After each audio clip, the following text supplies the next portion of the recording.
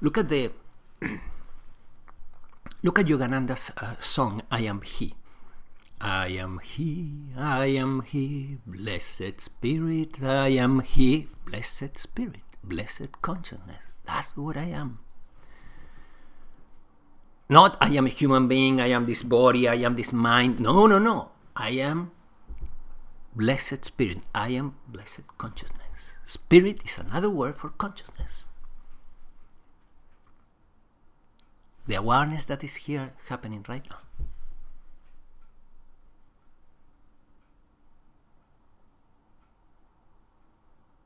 That's non-dual. That's God within. And it needs to be noticed in your human experience. Now you would say, well, no, I need a spiritual experience to realize this. No, you are having a spiritual experience. Every experience, the present experience, is a spiritual experience, an experience in consciousness. There is consciousnessing of this moment. It's an spiritual experience. You are having a spiritual experience right now. Same myself. We need to see it clearly. Because while looking for another spiritual experience, we say deep meditation or cosmic consciousness experience or whatever, if we will not understand it either. We haven't understood the one we are having, and we want a different one. We haven't looked carefully into the experience we are having right now, the spiritual experience, and we want a different spiritual experience. That's why the monks are telling you don't look for spiritual experiences in meditation. It's wasting your time.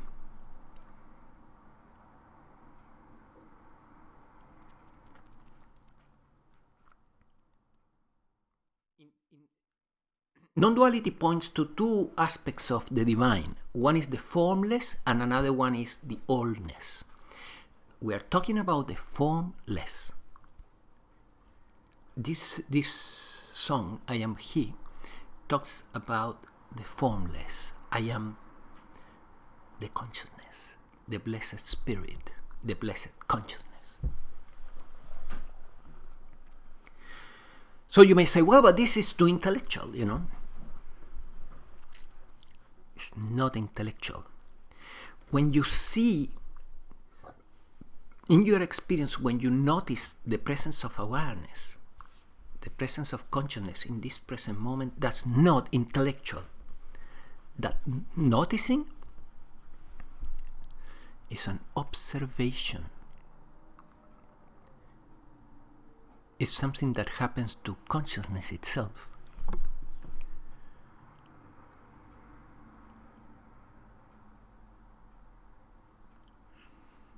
The conclusions have to be right.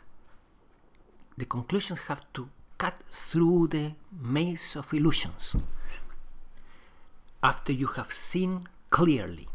But the seeing clearly is not an intellectual game.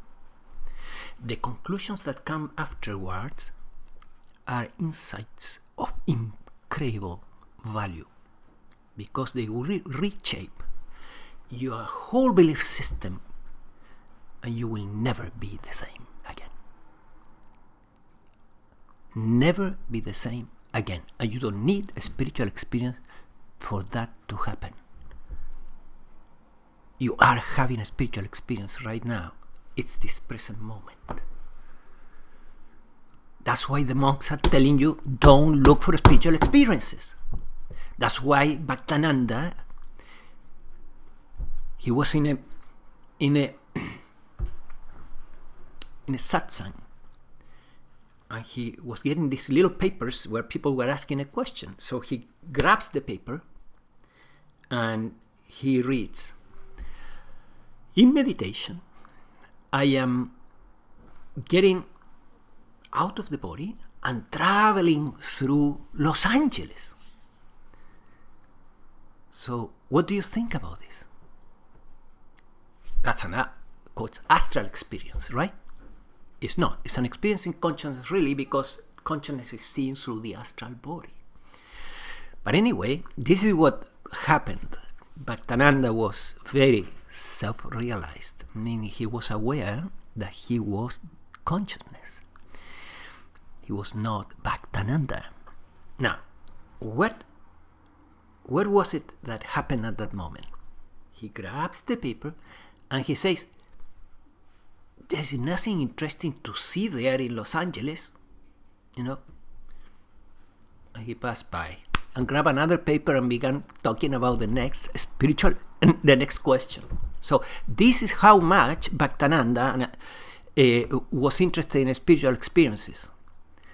I lived for years close to Bhaktananda around the Hollywood Temple.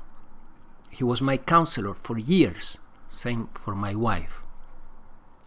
Definitely self-realized. Self-realized means that he was identified with this awareness, with consciousness. He was not having cosmic consciousness all the time, as people were saying. That's not true. Look, I asked Bhaktananda, brother, people are saying that you're constantly in cosmic consciousness and so on and so on. He said to me, that's very difficult for us, we live in this world, yeah? So it was not true. He was self-realized, something much more important than having an experience in cosmic consciousness. It means that he was identified with consciousness, with the awareness, with the divine within, and not with the mind, nor with the body.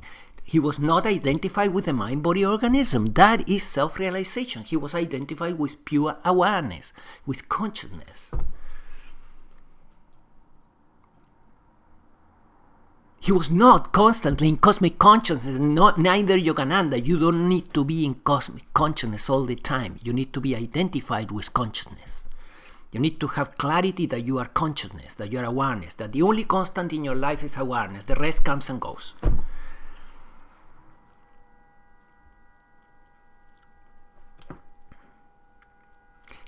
But Yogananda said, God is the nearest of the nearest. What that means? The most intimate, he said. The most intimate of the intimate. It's this awareness. It's consciousness. Is what is seen through your eye, perceiving through your eyes right now, perceiving through the ears right now, perceiving through the tactile sensations right now, perceiving these thoughts. Is the perceiving, is the perception. Is the awarenessing. That's what you are. God. Not something else. And then you may say, but Yogananda had this meeting with this sage or pseudo-sage that was having many disciples, and they were fanning him, and he was getting presents, and they were bowing to him, and he was saying, I am God, to his disciples. And he was very ego-centered about this. And then Yogananda grabbed a mirror and showed him his face in the mirror, and he said, my Lord, this doesn't look like this, Look here in the mirror. And you may remember that he had a moment of sanity, and he said, you're right, thank you for telling me that. Yeah? And he changed his ways. This story in Yogananda's, if it's not autobiography, it's somewhere in the books. And what does it mean? Why he didn't insist, no, I am God? Well, there was a mistake there. This is the mistake. After awakening, when you realize that yes, you are consciousness, you were always consciousness, of course, the ego can come back and claim the awakening and say, I am God. I'm special. And that's the ego. That's an idea again. So it's a false idea. It's a false identification. The only identification that is true is I am consciousness. If you want to have an identification. If you don't want to have an identification, you just say there is consciousness seen through this mind-body organism, and there is no I. That's the final blow to the ego. But of course the ego can come back after the realization of the self and possess the awakening and say, oh, I'm awakened, I am God. So this is what was happening to this man. He was right. He was God, same as you are God, I am God, everybody's God. Everybody's consciousness. Yogananda didn't argue with that point. He argued with the egotism around that point. There is no reason to feel superior because simply everyone is God. Everything is God, said Yogananda. Everything is God. The ultimate pantheism. Yogananda was in favor of the ultimate pantheism. Everything is God. The ultimate non-duality, even the forms. The formless and the forms are also a separation that is artificial eventually. There's just this, right? The ultimate non-duality. But let's talk about that later. So there's the formless, and the allness. Yeah? In the allness, all thoughts are gone, all labels are gone, awareness is gone. The perceiving and the perceived, these are ideas only, and there is no language anymore, and there is just this oneness, right? No language. And if you have a moment of silence, even for seconds, there is just this. And that is the allness.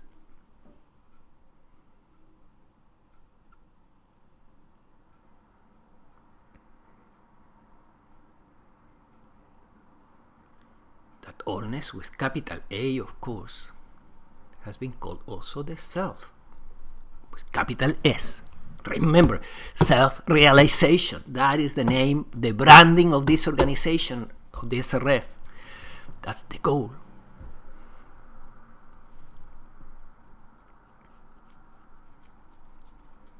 So you can identify yourself with the formless, there is freedom there. You can identify yourself with the allness, there is freedom there. You choose. I think Yogananda called them Christ consciousness and cosmic consciousness. These are names.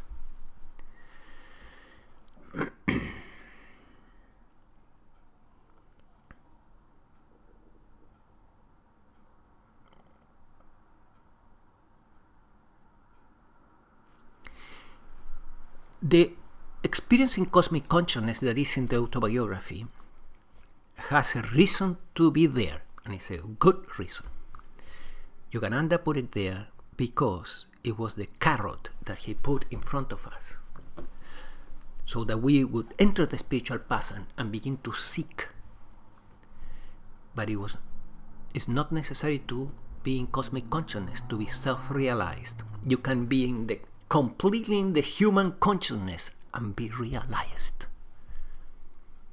But the ego needs, special things to be attracted to the spiritual path. How he was going to tell you that, look, you are not going to get one thing different. Your life will continue being the same.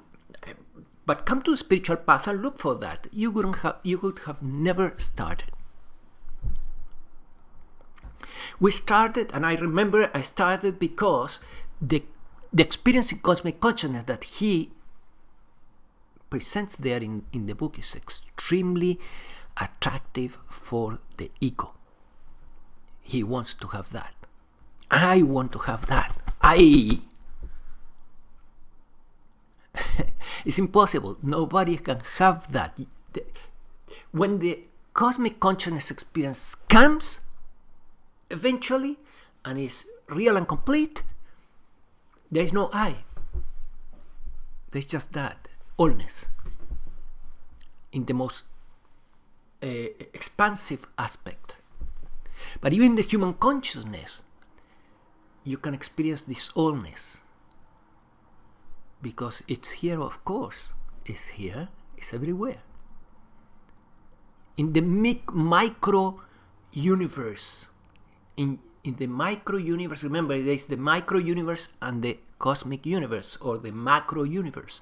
In the micro universe of the human experience that you call your experience, in that micro universe you can also be identified with the allness as well as the formless. It's so easy. So the carrot was necessary, but stop looking for the carrot. That's why the monks are telling you, don't look for spiritual experiences. You're having one already. What the hell are you looking for another one? Understand the one you're having. So how you are supposed to understand it? Well, first you begin to play with consciousness, all right, with attention, and you begin to play with all these techniques. And the techniques hopefully will also quiet the mind, so there will be not so much movement. But it's not even necessary to quiet the mind. The human experience has a lot of noise in the head, and still, a good looking into the human experience can make you free.